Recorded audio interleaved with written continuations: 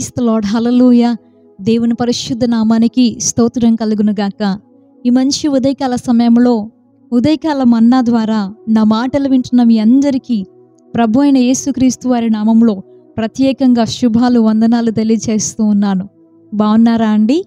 ప్రభు అయిన యేసుక్రీస్తు వారి కృపను బట్టి మరొక రోజును మనం చూడగలుగుతున్నాం. సమస్త మహిమ, ఘనత, ప్రభావాలు దేవాతి దేవునికి మాత్రమే కలుగునుగాక. ఈ ఉదయకాల మన్నాలో మన ధ్యానము కొరకై పరిశుద్ధ గ్రంథంలో నుండి ఒక వాక్య భాగాన్ని మనం ఇలా చదువుకుందాం రండి. 106వ కీర్తన 43, 44 వచనాల్ని మనం చదువుకుందాం. పరిశుద్ధ గ్రంథంలో నుండి 106వ కీర్తన 43వ వచనం నుండి చదువుతున్నాను. అనేక పర్యాయములు ఆయన వారిని విడిపించెను, అయినను వారు తమ ఆలోచనను అనుసరించి తిరుగుబాటు చేయుచూ వచ్చిరి. తమ దోషము చేత హీనదశ నొందిరి. అయినను వారి రోదనము తనకు వినబడగా వారికి కలిగిన శ్రమను ఆయన చూచెను. దేవునికి స్తోత్రం, హల్లెలూయా. సాధారణంగా ప్రతి మనిషి జీవితంలో ఏదో ఒక రకమైనటువంటి శ్రమ ఎదురవుతూనే ఉంటుంది. ఒక మనిషి జీవితంలోనికి శ్రమ వచ్చినప్పుడు తనను తాను పరీక్ష చేసుకోవాలి ప్రారంభంగా. ఎందుకనంటే శ్రమ అనేది 2 రకాలుగా రావచ్చు. ఒకటి, దేవుని వాక్యానుసారంగా మనం బ్రతుకుతూ ఉన్నప్పుడు, నమ్మకంగా దేవుని ఎదుట నీతిమంతులుగా మనం జీవిస్తూ ఉన్నప్పుడు మనల్ని పరీక్షించడానికి, మన విశ్వాసాన్ని మెరుగుపరచడానికి మనకి శోధనలు, శ్రమలు దేవుడే అనుమతించవచ్చు. పరిశుద్ధ గ్రంథంలో భక్తుడైన యోబు గారిని మనం చూసినప్పుడు ఈ విషయం మనకి బాగా బోధపడుతూ ఉంటుంది. పేతురు గారు కూడా తన మొదటి పత్రికలో రాస్తూ ఉంటారు, మీ అమూల్యమైన విశ్వాసము శోధనల చేత పరీక్షకు నిలబడుతుంది అని. మనము దేవుని మీద కలిగి ఉన్నటువంటి విశ్వాసము ఎంతవరకు నిలబడగలదు అనేది ఆయన తెలుసుకోవడానికి ఎన్నో మార్లు మనకు శోధనలు, శ్రమలు అనుమతిస్తూ ఉంటారు.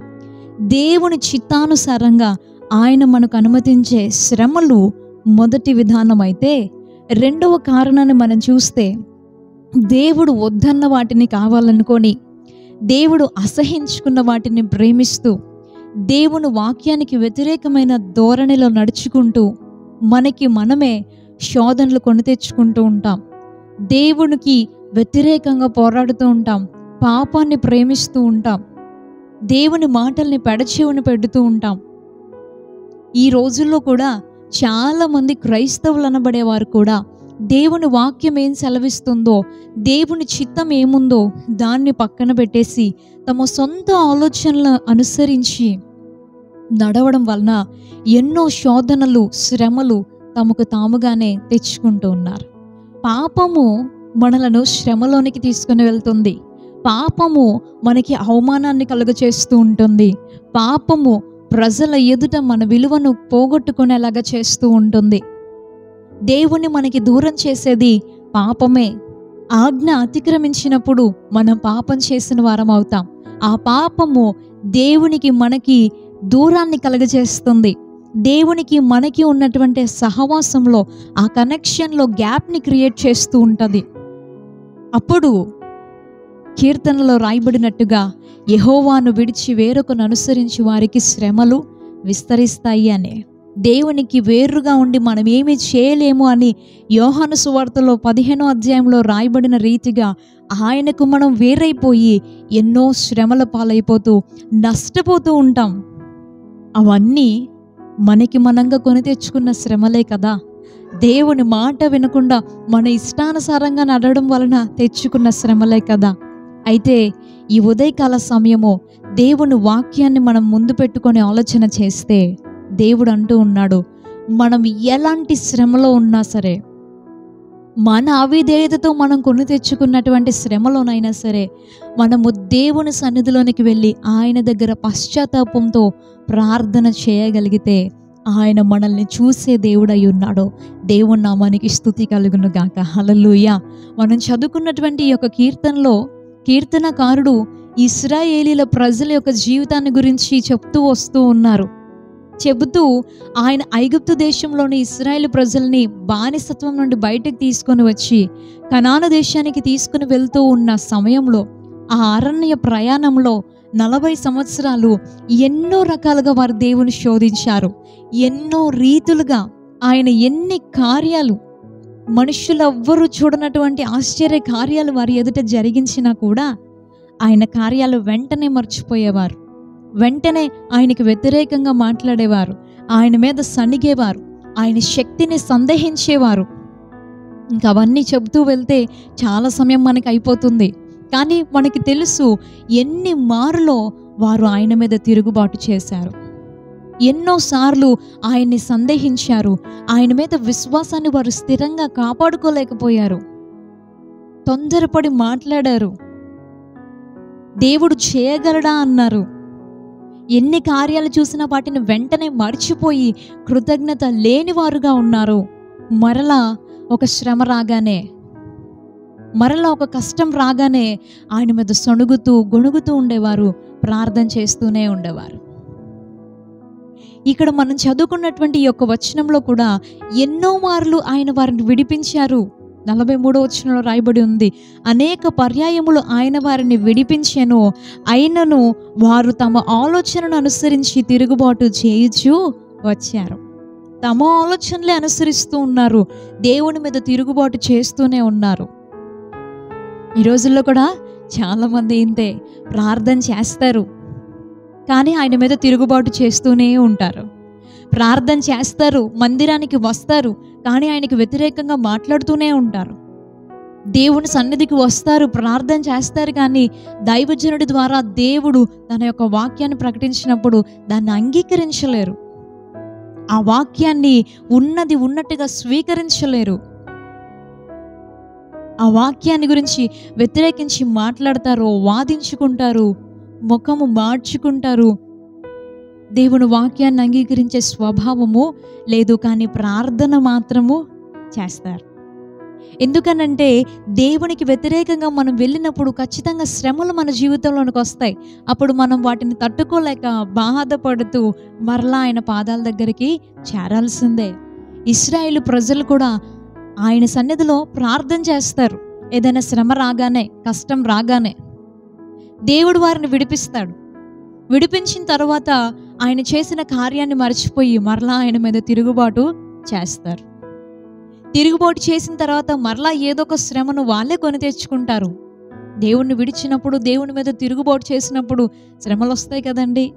అలా వచ్చినప్పుడు మరలా మొరపెడతారు, మరలా రోదన ధ్వనులు చేస్తారు, మరలా కనికర సంపన్నుడైన దేవుడు సహాయము చేస్తాడు. ప్రియ స్నేహితుడా, ఈ సమయంలో దేవుని వాక్యాన్ని ముందు పెట్టుకొని మనందరం నేర్చుకోవాల్సిన విషయం ఏంటి అని అంటే, మనం ఎన్నో మారులు అవిధేయతతో దేవుని వాక్యానికి వ్యతిరేకంగా నడిచాం. ఎన్నో మారులు పాపాన్ని మానకుండా మరలా మరలా ఆయనను దుఃఖపరిచాం. ఎన్నో మారులు ఆయన మాట వినకుండా తిరిగాం, ఆయన ఆజ్ఞల్ని పెడచెవున పెట్టాం, అవిధేయులుగా ఉన్నాం, శ్రమలు కొని తెచ్చుకున్నాం, నష్టపోయాం. ఎలా బయటికి రావాలో అర్థం కాక, ఏం చేయాలో దిక్కు తోచక, కన్నీటితో కృంగిపోతున్నటువంటి పరిస్థితిలో మనం ఉండి ఉండవచ్చు. ఈ ఉదయకాల సమయం దేవుడు చెబుతూ ఉన్నాడు, మరలా రోదన చేయగలిగితే, అన్ని మారులు తిరుగుబాటు చేసిన ఇశ్రాయేలు ప్రజల రోదనను కూడా దేవుడు విన్నాడు. ఈ ఉదయకాల సమయము ప్రభువా నన్ను క్షమించు అని ఆయన ఎదుట మనం రోదన ధ్వనులు చేస్తే తప్పకుండా ఆయన మనల్ని చూస్తాడు, ఆయన మన ప్రార్థన అంగీకరిస్తాడు. క్షమించు ప్రభువా అని ఆయన ఎదుట మనము పశ్చాత్తాపడగలిగితే, మన పాపములను పూర్తిగా ఒప్పుకొని విడిచిపెట్టగలిగితే దేవుడు మనల్ని కనికరిస్తాడు. దావీదును మనము చూస్తాం కదా పరిశుద్ధ గ్రంథంలో. దేవునికి వ్యతిరేకంగా బత్షెబ అనే స్త్రీతో వ్యభిచారం చేసి పాపం చేసినప్పుడు దేవుడు తన ప్రవక్త ద్వారా హెచ్చరించిన వెంటనే తనను తాను సరిచేసుకున్నాడు, రోదన ధ్వనులు చేశాడు. నా పాపాన్ని కప్పుకోకుండా దేవుని ఎదుట నేను ఒప్పుకుంటున్నాను అని ఎంతో తన పాపమంతా ఒప్పుకొని రోదనతో ఆయన సన్నిధిలో ప్రార్థన చేశాడు. అందులో నుండి కొన్ని కీర్తనలు కూడా రాసుకున్నారు. 51వ కీర్తనలో ఆయన యొక్క హృదయ వేదన మనకి చాలా స్పష్టంగా కనబడుతూ ఉంటుంది. దేవుడు క్షమించాడు, దేవుడు కనికరించాడు. చేసిన తప్పుకి ప్రతిఫలంగా శిక్ష వేసినప్పటికీ కూడా, క్రమశిక్షణలోనికి తీసుకొని రావడానికి ఒక దెబ్బ కొట్టినప్పటికీ కూడా మరలా ఆయన కనికరించాడు. మంచి బిడ్డను దేవుడు దావీదుకి ఇచ్చి, సొలొమోనును ఇతరులకి ఆశీర్వాదకరమైన వ్యక్తిని, జ్ఞానవంతుడైనటువంటి బిడ్డను, తర్వాత భవిష్యత్తుకు ఉపయోగకరమైనటువంటి వ్యక్తిని, రాజుగా చేయడానికి సామర్థ్యం కలిగిన వ్యక్తిని, దేవుని మందిరాన్ని అంతటినీ కూడా ఎంతో జ్ఞానంతో కట్టించగలిగినటువంటి తెలివితో నింపి సొలొమోన్ని దేవుడు దావీదుకి ఇచ్చాడు.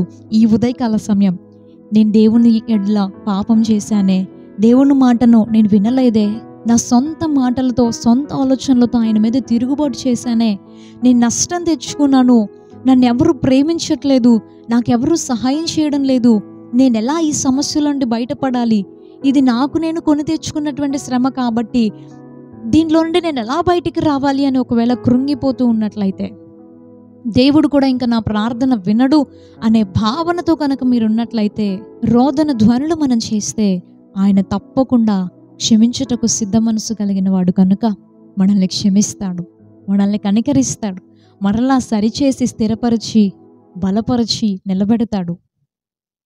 ప్రార్థన చేద్దామా? పాపములన్నిటినీ ఒప్పుకొని పశ్చాత్తాపడదామా? ఆయన కనికరాన్ని పొందుకొని మరలా దీవెనకరమైన స్థితిలోనికి మనము మార్చబడతాం. దైవాశీర్వాదాలు మనందరికీ ఉండును గాక. ప్రార్థన చేసుకుందాం. పరిశుద్ధుడా, ప్రేమగల తండ్రి, నీకు వందనాలయ్యా. ఈ ఉదయకాల సమయంలో నీ మాటలకి వ్యతిరేకంగా అవిధేయతను చూపించాము, నష్టపోయాం ప్రభువా. మాకు మేమే శోధనలు కొని తెచ్చుకొని ఉన్నాము అని ఎవరైనా బాధపడుతూ ఉన్నట్లయితే, మమ్మల్ని క్షమించలేడు దేవుడు అనే న్యూన్యత భావంలో ఎవరైనా ఉన్నట్లయితే, ఈ ప్రార్థనలో నాతో ఏకీభవిస్తున్న వారిని జ్ఞాపకం చేసుకోండి అయ్యా. ప్రతి శ్రమ నుండి వారికి విడుదల దయచేయండి. నీకు వ్యతిరేకంగా కొని తెచ్చుకున్న శ్రమలోనైనా మరలా నీ ఎదుట రోదనము చేయగలిగితే నువ్వు వారి శ్రమను చూసే దేవుడు అయి ఉన్నావు, వారికి సహాయం చేసే దేవుడు అయి ఉన్నావు. క్షమించుటకు సిద్ధ మనసు కలిగిన వాడవు నీవు తండ్రి. నీ పాదాల దగ్గరికి వచ్చి ఎంతమంది బిడ్డలైతే ఈ సమయంలో పశ్చాత్తాపడుతున్నారో వారందరికీ క్షమాపణ దొరుకునుగాక. నీ ఎదుట వారందరికీ ఆ పాప బంధకాల నుండి విడుదల కలుగునుగాక అని ప్రార్థిస్తూ, ఈ ఉదయకాలం ఈ ప్రార్థనలో నాతో ఏకీభవిస్తున్న ప్రతి బిడ్డని, వారి కుటుంబాలని దీవించమని వేడుకుంటూ, నజరేయుడు శక్తి కలిగిన యేసుక్రీస్తు వారి అతి శ్రేష్టమైన నామంలో ఈ ప్రార్థన మనవులు అడిగి వేడుకుంటున్నాం పరమ తండ్రి. Amen, amen. ప్రభువైన యేసుక్రీస్తు వారి నామంలో మరొకసారి మీ అందరికీ వందనాలు తెలియజేస్తున్నాను. రేపు ఉదయం ఇదే సమయానికి ఉదయకాల మన్నాలో మనం కలుసుకుందాం. అంతవరకు దేవుని మహాకృప మనందరికీ తోడై ఉండును గాక. May God bless you. Thank you so much. Praise the lord.